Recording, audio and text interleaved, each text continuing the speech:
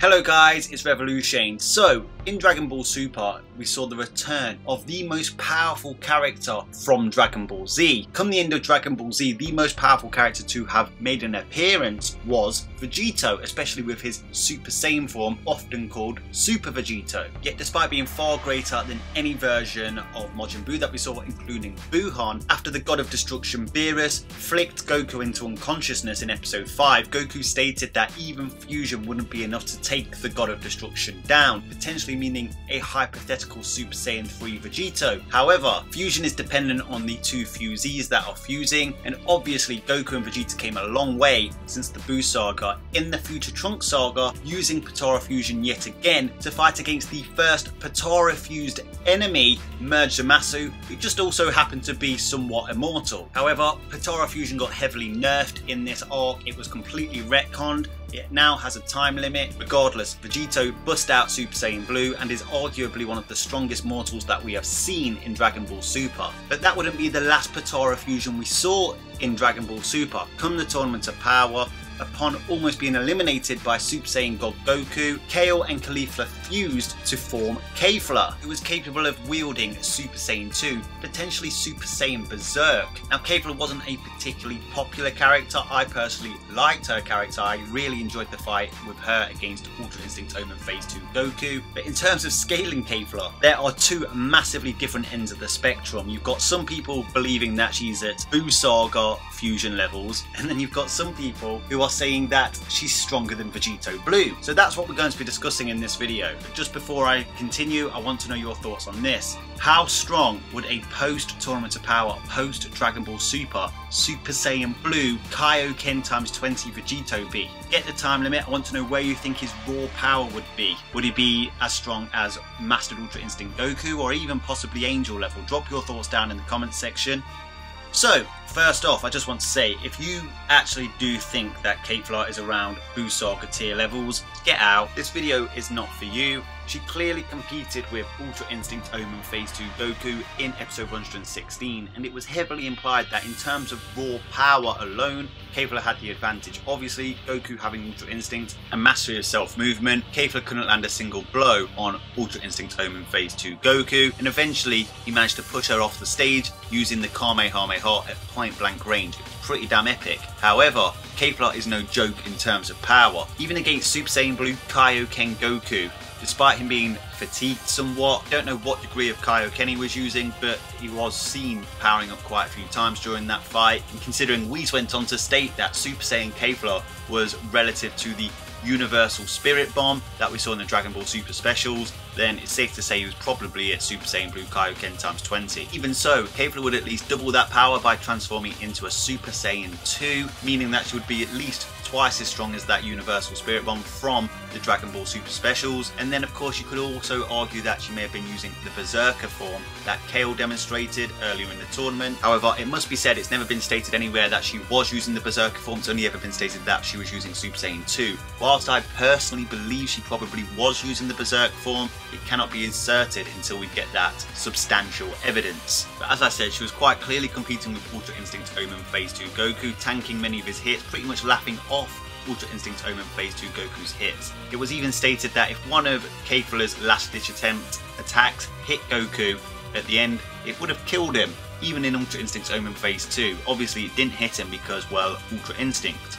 We also know from Goku's fight against Awakened Jiren, even with Mastered Ultra Instinct, that if an opponent is far faster and stronger and intelligent enough to use Ultra Instincts against you, it can be done. So even if Kefla was stronger than Ultra Instinct Omen Phase 2, it wasn't a great deal stronger. Nonetheless, for Kefla to be at Ultra Instinct Omen Phase 2 levels is still pretty damn impressive, and I did make a video explaining why Kefla's power actually makes sense, where we look at Kale and Kefla, the two fusees of Kefla, and talk about why they are so powerful individually and why together Kefla makes an extraordinarily powerful Potara fusion. That video is called Why Kefla's Power Makes Sense and is Stronger Than You Think. I'll link it at the end of this video. So we kind of know where Kefla's power is in relevance to at least Ultra Instinct Goku, but where does Vegito Blue from the Future Trunks saga lie in relevance to Tournament of Power characters? Well, of course, in the anime, we didn't really get that much indication on where Vegito Blue's power lied in relevance to, say, somebody like Beerus. There was one point where Shin exclaimed that Merged Zamasu's power was beyond anything he'd ever seen, but does he know Beerus' full power? That's definitely questionable, and obviously Vegito Blue was even stronger than Merged Zamasu. In the manga of Dragon Ball Super, we actually get a statement on how strong Vegito Blue is, and whilst using the final Kamehameha, and that's an important note, the fact that he used the final Kamehameha, a move that uses two techniques that are both power amplifying techniques, and we'll get to that in just a little bit. Shin states that Vegito Blue hadn't just caught Beerus, but had surpassed Beerus. Now obviously that's the manga of Dragon Ball Super, it's a different continuity from the anime of Dragon Ball Super. They both receive bullet points in terms of the narrative through line and conclusion from Akira Toriyama, but they use different plot devices to get to that final same narrative conclusion. So that does seem to be stopping in the Tournament of Power, as Toriyama has actually stated that in the Tournament of Power the manga will be taking a different direction from the anime. Now a big debate in the power scaling community right now is whether you can use the Dragon Ball Super manga as a secondary source for the anime if the anime doesn't explain something, as they generally share the same lore. I'd like to know your opinions on this. Drop your thoughts down in the comment section. I know good power scalers that use it. I personally advocate it myself, but I also know good power scalers who don't feel you can use the manga as a secondary source for the anime. I respect both sets of opinions, but I'd like to know your thoughts. Even so, like I said, it was stated that Vegito Blue's power using the final Kamehameha had surpassed a fully powered Beerus. However, I believe that there is evidence, not directly but indirectly throughout the anime, that that's where Vegito Blue's power would lie as well. Now we're talking about raw power here. Obviously Vegito Blue's transformation, or fusion you could say, doesn't last very long, so against somebody that's relative to him in power it won't be that useful. But obviously Kefla is a Potara fused warrior as well. So basically in the anime of Dragon Ball Super, when we see Goku having the spirit bomb struggle with Jiren, people often use Shin's statements as an indication that Jiren at that point had surpassed Merged Zamasu. Now this was a heavily suppressed Jiren, however what people don't recognise is that Jiren actually powered up quite a few times during that Spirit Bomb struggle. There was a bit of back and forth there. Don't get me wrong, Jiren was holding back quite a lot, but he did put out more and more power as the struggle went on. So what I'm doing is I'm pointing out the timing of Shin's comments regarding Jiren's power. He didn't say it during the initial fight between suppressed Jiren and Super Saiyan Blue Kaioken x 20 Goku. He said it during the Spirit Bomb struggles. He said it after Goku amped up the Super Saiyan Blue Kaioken x 20 and was literally losing to Jiren. So on that basis you could say that Merged Zamasu was at least relative to the Spirit Bomb himself, give or take. Now that's not anything to really be surprised about. Merged Zamasu was once again a Potara fusion. Goku Black was pretty damn powerful himself, and obviously Zamasu brought the immortality factor, and obviously against Vegito, who was indicated to be far stronger than him in the manga, and even in interviews was suggested to be far stronger than Merged Zamasu. The depiction of Vegito Blue vs Merged Zamasu in the anime was a far closer fight than that of the manga, which has led to some people believing that they were far closer in power. Now that might be the case, but what you also have to take into account is Zamasu's immortality. Sure, it was breaking down over time, it was decaying, but it was still an equalizer to Vegito's superior strength. There are even moments where Vegito was mocking Merged Zamasu's strength. In fact, if Merged Zamasu was immortal and didn't have immortality, when Vegito stuck the Spirit Sword through Zamasu's chest, if Zamasu was mortal at that point, he would have died. The final Kamehameha would most likely have done him in as well, but obviously he was immortal, and it was sort of implied that after Vegito landed that key punch and we saw smoke literally coming from Merged Zamasu's face, that one or two more hits after that would have finished the job. Obviously they diffused, and ultimately Future Trunks picked up where they left off and literally finished off a decaying immortality Merged Zamasu. It also must be noted that at that point Merged Zamasu had more potent Zenkai and adaptation abilities than Vegito, as it was implied when Goku fought against Goku Black that Goku Black was receiving the more potent Zenkai boost due to him having a new Saiyan body. I mean, Merged Zamasu literally struck himself on purpose with the Lightning of Absolution just to make himself stronger, because he knew he would instantly heal due to his immortality, even though at that point the immortality was beginning to decay. So looking at Shin's statements in the Tournament of Power and the timing of Shin's statements regarding Jiren's power in comparison to anybody they've ever fought before, you could say that Merged Zamasu is somewhere around the Spirit Bomb level. So was Super Saiyan Kefla due to Whis' statements. Obviously Kefla turned Super Saiyan 2, so she at least became twice as strong as that. We even saw her power up quite a few times as well, so maybe even a little bit stronger. But as stated before, even in terms of raw power, Vegito Blue was far stronger than Merged Zamasu as well. So it should come as no surprise that Vegito would be at least Ultra Instinct Omen Phase 2 levels. In terms of of raw power, and that would be lowballing Vegito Blue and saying he's only twice as strong as Merged Zamasu, when it kind of came across like it was far stronger than that. Even though Merged Zamasu's immortality was decaying, it's pretty much irrelevant because even a decaying immortality is a pretty big equalizer to a superior power. So even at a low ball, Vegito Blue was at the very least Ultra Instinct Omen Phase 2 and Kefla levels. However, in episode 118 we stated that in order for Goku to achieve Ultra Instinct Omen again, that his shell was getting harder and harder to break. And it wasn't until Jiren triggered it in episode 128 that we saw Ultra Instinct Omen Phase 3, so by that logic, Ultra Instinct Omen Phase 3 should be even stronger than Kefla, which comes as no surprise as Ultra Instinct Omen Phase 3 was competing with fully powered Jiren, and Jiren wasn't that bothered by Kefla's strength. Now, an issue with the Jump magazine stated that fully powered Beerus was relevant to Ultra Instinct Omen Phase 3 Goku. It uses the Ultra Instinct Omen Phase 3 picture from episode 129. It could potentially be Mastered Ultra Instinct as Goku achieved Mastered Ultra Instinct in that episode, but we at least know it's definitely Ultra Instinct Omen Phase 3 as it used that picture. After all, Beerus seemed pretty challenged by Ultra Instinct Omen Phase 2, so if Ultra Instinct Omen Phase 3 granted Goku an even bigger power up, it would be no surprise really that that level of power would be somewhat relevant to Beerus. So as I said, even at a low ball, Vegito Blue should at least be at Ultra Instinct Omen Phase 2 levels, and even Kefla Super Saiyan 2 levels. You could make a case for him being Ultra Instinct Omen Phase 3 levels. He won't be that far off, put it that way. Factor in the final Kamehameha, a technique that's made up of two techniques that are power amping techniques, the final flash and the Kamehameha. The Kamehameha has been known on occasion to at least double Goku's strength, and the final flash is an even stronger move than that. I've done a video on what's the stronger move between the Kamehameha and the final flash, make sure you check it out if you haven't seen it. Well, the final Kamehameha is a hybrid of both, so it would amp Vegito's power massively, and it was ultimately that move that caused him to defuse so early in both the anime and the manga. So given that Shin's statements in the manga were whilst Vegito was amping up the final Kamehameha, and that was what triggered Shin to say that he may have surpassed even Beerus, then if he used that in the manga as well, which he did, it would have amped his power as well. So it should come as no surprise that in terms of raw power, that Vegito is in the ballpark of fully powered Jiren, fully powered Beerus, and Ultra Instinct Omen Phase 3 Goku. So by these scaling methods, Vegito Blue is simply stronger than Kefla. Obviously you have to factor in as well that Vegeta and Goku make up Vegito, two far more experienced fighters than Kefla and Kale. Vegito Blue would also be using God Ki, which is a far more potent form of energy than regular Ki, and can even use techniques such as the instant transmission. Obviously some people will probably be asking the question, well, weren't Kefla and Kale stronger than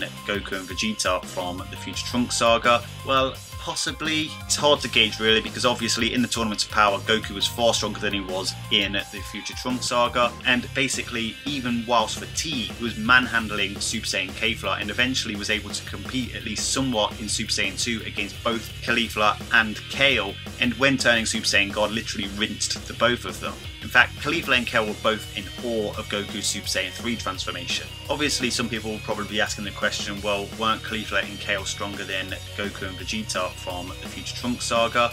Well, possibly, but for Kefla to be equal to Vegito, she wouldn't just have to make up the difference between their base forms from the Future Trunks saga to the Tournament's power. She'd have to make up the difference from the power difference between Berserk and Super Saiyan Blue, which is quite a big gap. Like I said, Goku's God transformation was far too much for Kale's Berserk transformation, so it's not quite as strong as Super Saiyan God. Super Saiyan Blue is potentially 50 times that, so the difference between Berserk and Super Saiyan Blue is at least a 50 plus times difference. Are Kale and Kefla 50 plus times stronger than Goku and Vegeta from the Future Trunks saga? I highly have my doubts about that, but it is possible. But then you also have to factor in that whilst fighting against Kale and Kefla in the Tournament's Power, Goku was heavily fatigued, especially in the early rounds of the fight until he started to gather his energy. Have Goku and Vegeta gotten more than 50 times stronger since the Future Trunks saga? Well, we have a few examples to look at. We can look at Goku from the God of Destruction tournament against the Assassin Hit, where he used Super Saiyan Blue Kaioken times 10, then in his rematch after the Future Trunks saga, after literally getting a pounding by Goku Black and Merged Zamasu, so if he was going to get a Zenkai boost he would have got a big one, and that's ignoring the fact it was pretty much stated that Goku and Vegeta's Zenkai boosts aren't that great anymore, based on the fact that Goku was able to fight the legendary Assassin Hit without Kaioken 10x10, it does sort of suggest that Goku between the God of Destruction tournament and the rematch with Hit got 10 times stronger. Whilst the 10 times increase in power is actually quite impressive, it's nowhere close to the 50 times increase we're actually looking for. He may have got a Zenkai boost from the rematch with Hit, but then it was suggested that he had stopped training. He did a bit of training with Master Roshi. He then had a few sparring matches in the Zen Exhibition match. Toppo pushed him a little bit, but before they got to full power, the Grand Prix stopped by. And obviously there's the events that happen in the Tournaments of Power, where some people try to advocate that he got an exponential growth throughout the Tournaments of Power. And I don't deny that he grew through the Tournament of Power, but some people's evaluations of how much he grew are getting a bit excessive. Even if you want to factor in a Zenkai or adaptation boost from the Goku and the Dragon Ball Super Specials against Jiren and Ultra Instinct Omen Phase 1 to Ultra Instinct Omen Phase 2 against Kefla. Kefla's power in Super Saiyan, which was said to rival the Spirit Bomb, still knocks that Goku out. So depending on how much you rate that Universal Spirit Bomb, whether it was twice as strong as Super Saiyan Blue Kaioken times 20 Goku, 3 times, 4 times, 5 times, Goku didn't get that much stronger with a Zenkai boost. So whilst I wouldn't rule Goku getting 100 plus times stronger from the Future Trunks saga to the Tournaments of Power, I just feel like we should be a bit careful on how much boost we should put on him, because until we get that information, at least confirming it, we really don't know. And we really don't know. So if you're going to say Goku and Vegeta got X times stronger, you need to have certifiable evidence suggesting that that was the case. It has to be beyond all reason so you can assert that number. Until you have substantial evidence from a reliable source, i.e. feats, statements from the show, interviews or guidebooks, then your calculations are essentially theoretical at the moment. They may be proved to be right further down the line, but as we speak, if you want to be able to assert something, you really need to have substantial evidence. So in conclusion, scaling off the Supreme Kai statements, which were timed specifically when Jiren had pushed back the Universal Spirit Bomb against Super Saiyan Blue Kaioken times 20 Goku, even if we say Merged Zamasu in terms of raw power is somewhat slightly weaker than that, by the time we've scaled Vegito up from Merged Zamasu, he should easily be at Ultra Instinct Omen Phase 2 levels and Kefla levels at a low ball, and even when we factor in the final Kamehameha, a power amping move, it should put him around Ultra Instinct Omen Phase 3 levels at least, which when you cross-reference the Jump magazine interview concerning Ultra Instinct Omen Phase 3 and Beerus at full power, as well as Jiren at full power as he fought against Ultra Instinct Omen Phase 3, and the manga that stated using the final Kamehameha that Vegito had surpassed even Beerus, it suggests that the manga and the anime share the same lore in this very regard concerning where Vegito Blue's power stands. Even if you want to look at the base power between Kale and Kefla and Future Trunks saga Goku and Vegeta, Kale and Kefla have a lot of ground to make up. While some people may appeal to narrative and say that the new antagonist is more powerful than the previous antagonist, that is usually the case with the main antagonist of each arc, and that was proven correct with Jiren being more powerful than Merged Zamasu. It's not always the case with the lesser of the antagonists of each arc. Cell Juniors weren't stronger than Cell, Kid Buu wasn't stronger than Buuhan, Kefla wasn't stronger than Jiren, you get the drift. Whilst Kefla was more powerful than Merged Zamasu in Super Saiyan 2, so was Vegito Blue. So for Kefla to even stand a chance against Vegito, you would need to make a case for Goku and Vegeta growing hundreds of times in base power from the Future Trunks saga to the Tournaments of Power, and whilst I wouldn't rule that out, because let's face it, the creators behind Dragon Ball often just make new foes as powerful as they need to be for plot purposes. As far as I'm aware, there's not sufficient evidence enough to assert that Goku and Vegeta got that strong in their bases alone. Factor in the fact that Vegeta and Goku are far better fighters than Kefla and Kale, use God Ki, can use moves such as instant transmission. Vegito Blue would just dominate Kefla. So let me know what you guys think down in the comments section. Keep it civil. If you like my videos, make sure you smash that like button, lend me your energy, subscribe if you haven't subscribed. Until next time, Ad Astra.